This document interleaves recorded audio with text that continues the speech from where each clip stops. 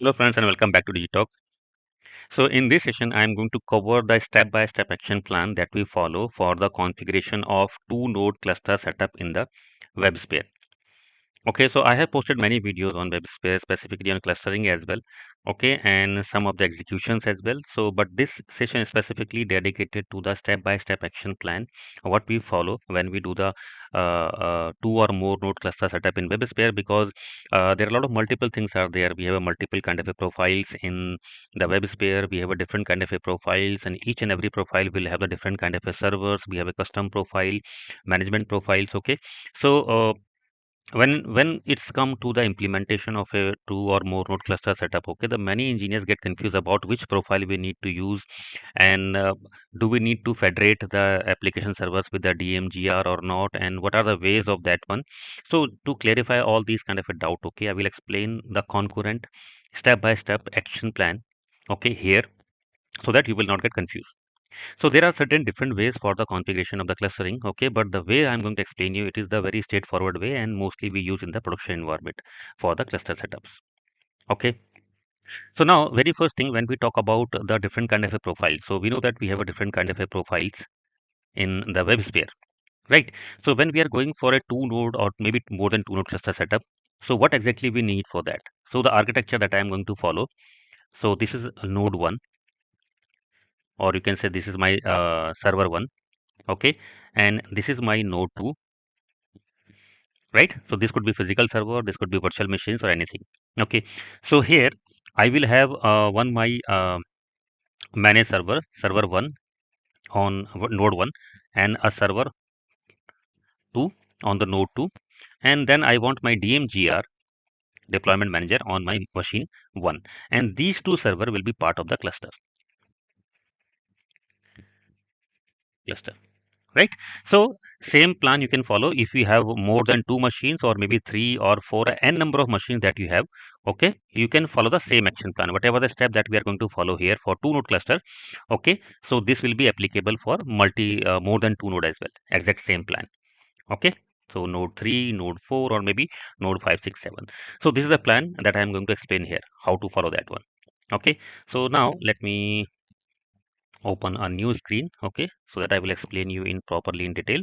So now when we talk about the profiles, okay, we know that we have a different kind of a profile: cell profile, a management profile, secure proxy profile, app server profile, okay, custom profile. So now specifically for this kind of a clustering setup, okay, we have to use two profiles.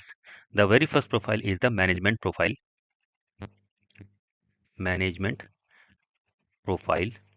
And when you select the management profile during the configuration, you get two options: administrative agent and deployment manager.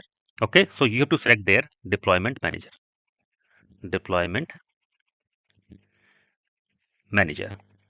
So this is the very first profile that you have to create, and this profile for our deployment manager.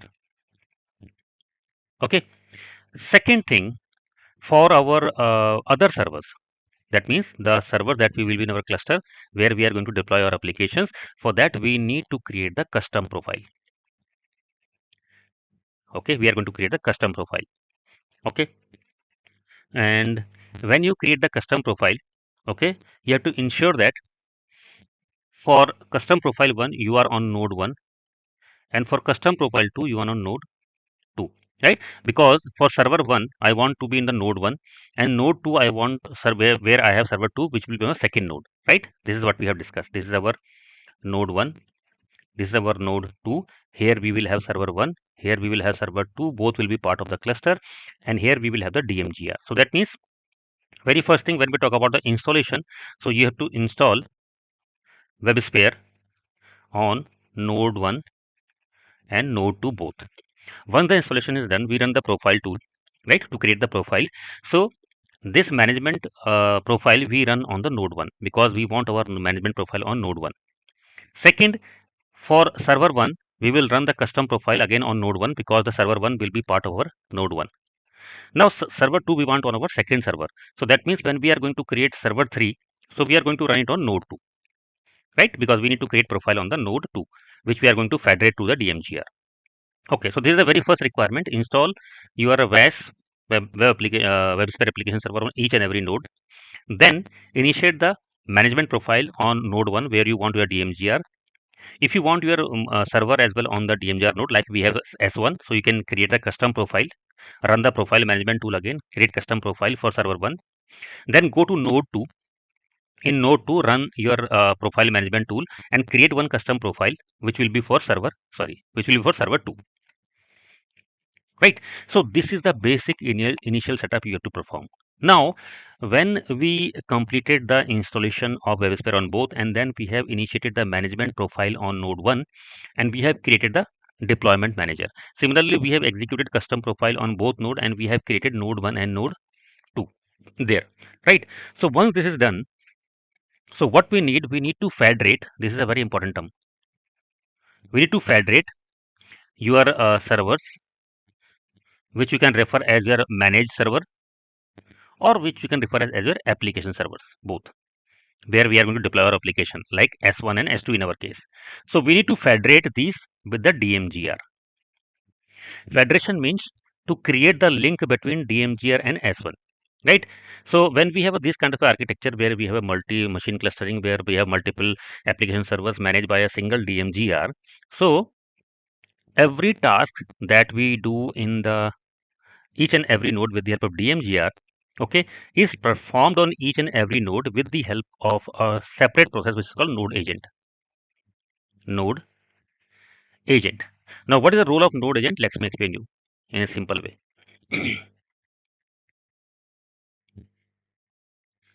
So generally, what happen? This is our DMGR, okay, and suppose that we have two more node where we have S1 and S2, two application servers are running. So this DMGR manage your both application servers from the centralized location.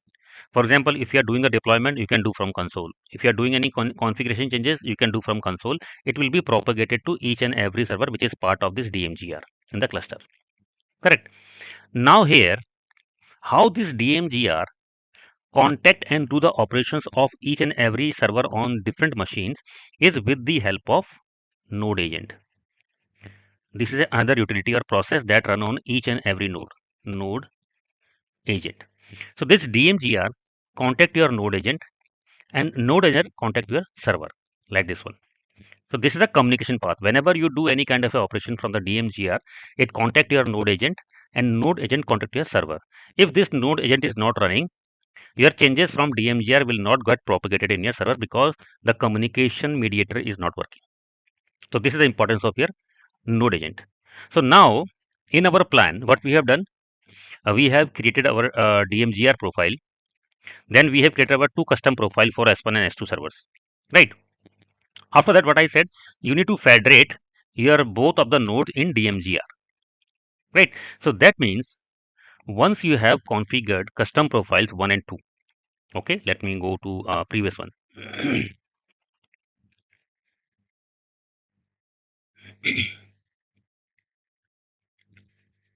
So once you have created your custom profiles for server 1 and server 2 on both node, okay, we need to federate, and for federation with the DMGR we use the add node command /add node.sh.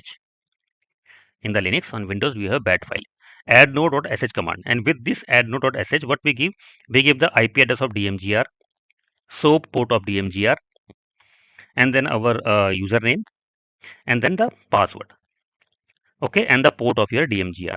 So these are the few details that we provide during the federation. And once we do the federation, your custom profile, or you can say your node, is attached to your DMGR. Let me open a new page and let me explain you what is happening here. So now this is my server 1 and this is my server 2. So I have created one DMGR profile here, and I have created my custom profile here, which is for server 1, and custom profile which is for server 2 here on node 1 and node 2. Now this custom profile need to be federated to this DMGR. Correct. So for that I will run the add node command here. Okay, and I will provide the details of my DMGR. As I said, your DMGR IP address where it is running. So for server 1 it is the same machine, so same machine IP address, then DMGR SOAP port, okay, and then your DMGR main username and then password if the security is enabled. Similarly, I will run the same add node command here. I will provide the same DMGR detail here as well. Okay. So now after this, these custom profiles, or you can say this node will be federated to a DMGR. And after federation, it is going to start a process for the node agent on each and every node. So once this is federated, a node agent process will be started. Once this is federated here, a node agent will be started here. After that, this DMGR can easily able to contact these two custom profiles. Right. So what we have done so far, we have installed WebSphere on each node. Second, we have created DMGR profile on node 1. Third, we have created a custom profile on node 1. Fourth, we have created a custom profile on node 2 so far. And then we have federated the servers. These steps we have completed. The next and last step is we have to create a cluster with 2 servers, correct? So now you need to create a cluster, and inside cluster you created 2 servers, S1 and S2. And when you create the servers S1 and S2, to server 1 you have to assign the node agent which is running on your node 1, and to server 2 you have to assign the node agent which is running on server 2, right? Because server 2 will be on my second machine and server 1 will be on my first machine. So the corresponding node agent need to be defined for each and every server, correct, in the cluster. So that's why for server 1, node agent 1 will be defined. For server 2, node agent 2 will be defined. Okay. So once this is done, you can start your servers from the console. Okay. And your cluster will be up and ready. Right. Now, to create this cluster and to assign the member to the cluster and to assign your node agent to your servers, okay, you have two options. You can do it from the console, admin console. You can access the DMGR console.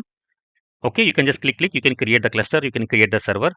Okay, and during the creation of the server, you have to attach particular node agent. You can do it from graphical user interface. Otherwise, you can do it with the help of command line as well. Okay, so for command line, we have a CLI utility in the WebSphere, right? So for that, we use the WSA admin utility. With the help of that, we can connect to the CLI command line interface of your WebSphere. Okay, and then we have the command like to create a cluster, we have a command create cluster, and to add the member to the cluster, we have a create cluster member. So these are different commands that we use to assign member to the cluster. So we have two different ways. Either you can do from console or either you can do from with the help of command line. So this is the exact plan that you have to follow for end-to-end horizontal clustering or in your WebSphere. Okay, so very soon I will post the execution of this as well.